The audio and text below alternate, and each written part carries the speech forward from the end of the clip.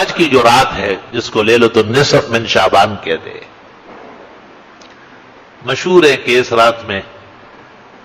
سال بھر کے آجال لکھے جاتے اور ارزاق لکھے جاتے اور آنے والوں کے اور جانے والوں کے اور تکلیفوں کے اور راحتوں کے فیصلے ہوتے ہیں۔ اس میں طرفین کے علماء ہیں، کچھ علماء ایسے ہیں جو اس کو بالکل دروغ قرار دیتے کہ یہ جھوٹی روایت ہے، کیونکہ کوئی حقیقت نہیں، اور ان کے متبعین میں سے بعض لوگ ہیں جو لوگوں کو اس رات کی عبادت سے منع کرتے ہیں یا اس دن کے روزے سے منع کرتے ہیں۔ درست بات یہ ہے کہ یہ رات ثابت ہے، اور اس کے ثبوت کی 3 دلیلیں ہیں۔ ایک تو یہ کہ 1400 سال سے اسلام اور اسلامی کتابوں کے اندر اس کا ذکر خیر ملتا ہے۔ فقہائے کرام نے لیلۃ النصف من شعبان ہدایہ کے اندر موجود ہے، متبرک راتوں میں سے اس کو گنا ہے۔ کس چیز کا تبرک ہے بس؟ اور لوگ اڑبونگ مچاتے ہیں اور مسجدوں میں نعرے لگاتے ہیں اور جشن کرتے اور قبرستانوں کی صفائی ہو رہی ہے، بدعتی اور دوسرے عناصر، انہیں دیکھ کر کے بعض بزرگوں نے شاید اس خیال سے کہ کئی بدعت سے جان چھوٹے، لیکن یہ کہ اگر کوئی شخص چھرا غلط استعمال کر لے تو اس کا یہ مطلب ہے کہ اس سے پھل بھی نہ کاٹا جائے، گوشت بھی نہ کاٹا جائے، اور چھرے کو گھر سے مارکیٹ سے باہر نکالا جائے۔ یہ کوئی طریقہ ہے کیا؟ دوسری بات یہ ہے کہ ہمارے ہندوستان کے بڑے علماء میں حضرت مولانا انور شاہ کشمیری دارالعلوم دیوبند کے صدر المدرسین، آیت من آیات اللہ، انہوں نے شرح ترمذی کے اندر لکھا ہے کہ اس رات کی فضیلت میں احادیث آئی ہے، روایات ہے،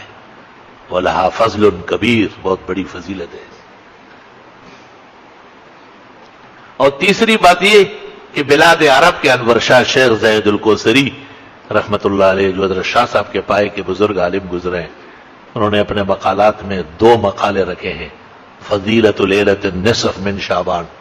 اور بڑے بڑے اکابر محدثین کی عبارتیں نقل کی اور فرمایا کہ اس میں 8 حدیثیں ہیں، 5 واقعی کمزور ہے لیکن 3 حدیثیں بالکل صحیح ہیں، جن سے رات کی فضیلت اور دن کے روزے کا استحباب معلوم ہوتا ہے۔ یہ بات اس لیے عرض کرتا ہوں کہ بعض روایات میں ہے کہ ایک مسئلہ سیکھنا 100 رکعت نوافل کے برابر ہے، تو مسئلے سیکھو، 100 رکعت تم کب پڑھو گے؟ 2 دن اور بھی آ جاؤ تب بھی نہیں پڑھو گے۔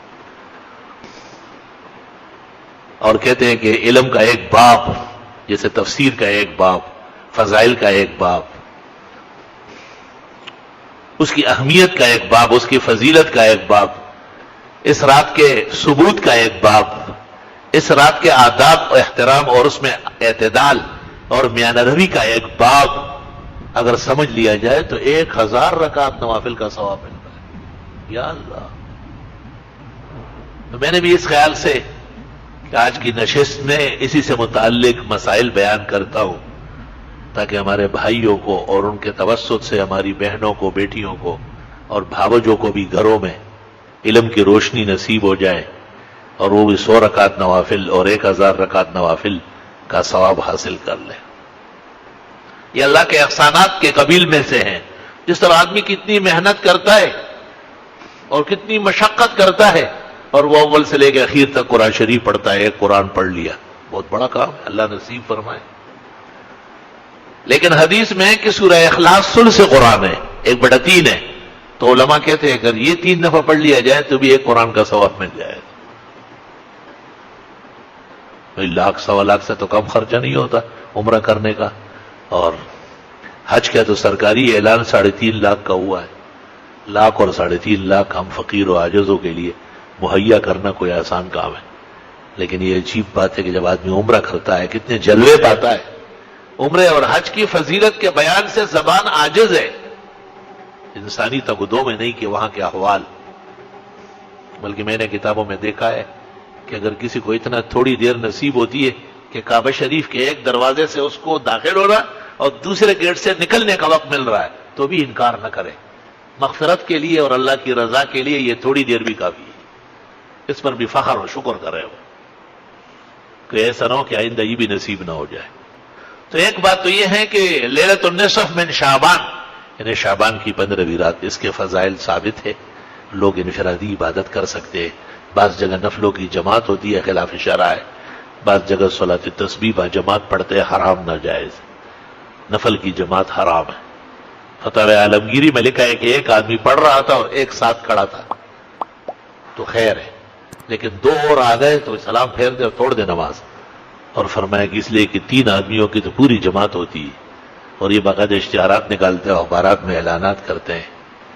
ہاتھ اٹھائے ہیں مگر لب پر دعا کوئی نہیں، کی عبادت بھی تو وہ جس کی جزا کوئی نہیں۔ اللہ تعالیٰ بدعات سے اور فسق و فجور سے اور خاص کر عبادت کے رنگ میں محفوظ فرمائے۔ یہ جو پٹاخے پھوٹتے ہیں اور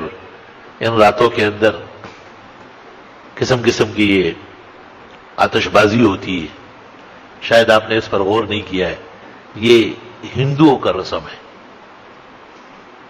اور ہندوؤں کا رسم کیوں ہے اس کو سن لو، صرف ہنسنے سے کچھ نہیں ہوگا، دیر تک آپ ہنس لے تو ایک پائی بھی آپ کو نہیں ملے گی، سنجیدگی سے سن لے تو نسل آباد رہے گی۔ چونکہ اسلام میں یہ ہے کہ متبرک راتوں کے اندر سکون ہو، آرام اور راحت ہو۔ بخاری شریف میں ہے رسول اکرم صلی اللہ علیہ وسلم اپنے گھر سے نکلے اور مسجد نبوی آ رہے تھے کچھ ضروری مسئلہ بیان کرنے کے لیے۔ آپ نے راستے میں دیکھا کہ 2 مسلمان ایک دوسرے کے ساتھ تو میں کر رہے تھے اور غصے ہو رہے تھے۔ آپ بہت غمگین ہو کر کے آئے، ممبر پر بیٹھ گئے اور آپ نے کہا کہ مجھ سے وعدہ ہوا تھا کہ لیلۃ القدر کی متعین گھڑی کہ وہ 21ویں ہے یا 23ویں، 25 ہے یا 27 یا 29، ایک ہی رات متعین کر کے دوں گا، لیکن میں نے دیکھا کہ 2 آدمی راستے میں زور زور سے چلا کے ایک دوسرے پر گرم ہو رہے تھے۔ حق تعالیٰ نے مجھے کہا کہ اب ضرورت نہیں ہے اس امت کو دینے کی، ان کے ہاں تو ایسی بے اعتدالی۔ دونوں صحابہ تھے، مسلمان تھے، بے قصور تھا، ان کو معلوم نہیں تھا کہ ہماری اس غلطی سے اتنی بڑی پکڑ ہوگی۔ اور یہ چونکہ مسلمانوں نے اس رات کو بڑی محبوبیت سے، بڑے سکون سے منانے کی کوشش کی۔ آگے دلیل سن لو۔ دوسری دلیل یہ کہ ہماری فقہ میں ہے کہ متبرک راتیں مسجد میں منانا مکروہ ہے، اجتماع کرنا مسجدوں میں کراہت سے خالی نہیں ہے۔ نور الاضاء فقہ کی پہلی کتاب ہے، اس کی عبارت سن لو، وَيُكْرَهُ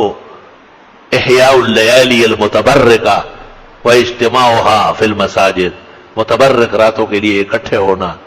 اور ساری رات مسجدوں میں جاگنا یہ مکروہ ہے، کیونکہ اس میں بھی ہڑبونگ پیدا ہوتی ہے، اس میں بھی بدنظمی ہوتی ہے، وہاں ایک لیٹا ہوا ہے، ادھر ایک پڑا ہوا ہے۔ چونکہ مسلمانوں کے ہاں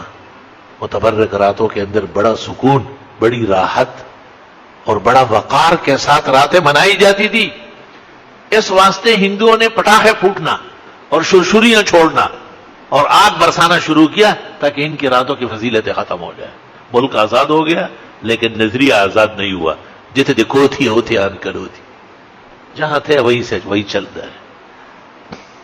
ہمارے مسلمان بھائی غلطی سے کر رہے ہیں، نہ وہ ہندو ہیں، وہ ہندوؤں پہ لعنت بیچتے ہیں، لیکن انہیں سمجھانے کی ضرورت ہے۔ حدیث شریف میں لوگ زبردست سونے کے اور یاقوت مرجان کے کان ہیں، معدنیات کے خزانے ہیں، کاش کہ ان کو دین سمجھا دیا جائے۔ اس لیے فرمایا کہ ایک مسئلہ سیکھنا 100 رکعت نوافل کے برابر ہے، اور علم کا ایک باب پڑھنا 1000 رکعت نوافل سے افضل ہے۔ وہ سارے لوگ کہتے ہیں کہ جی گھروں میں اتنا ماحول مہیا نہیں ہے، تو گھر تو آپ کا ہے، گھر میں تو آپ اور آپ کے بال بچے رہتے ہیں۔ اپنے گھر میں جیسے آپ نے ٹی وی کی جگہ بنائی ہے، اس طرح آپ نماز کی جگہ بنا لیں،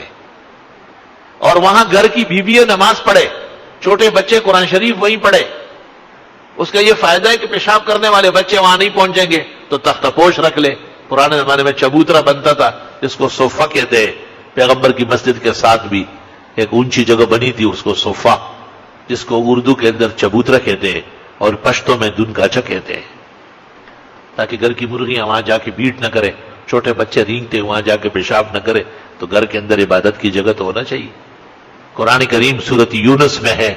کہ حضرت موسیٰ علیہ السلام نے فرعون کے مقابلے میں بنی اسرائیل کو کہا تھا کہ اپنے گھروں کے اندر نماز کی جگہ بنا لو۔ علماء دین کہتے ہیں کہ فرعون ان کو باہر مسجد نہیں بننے دیتا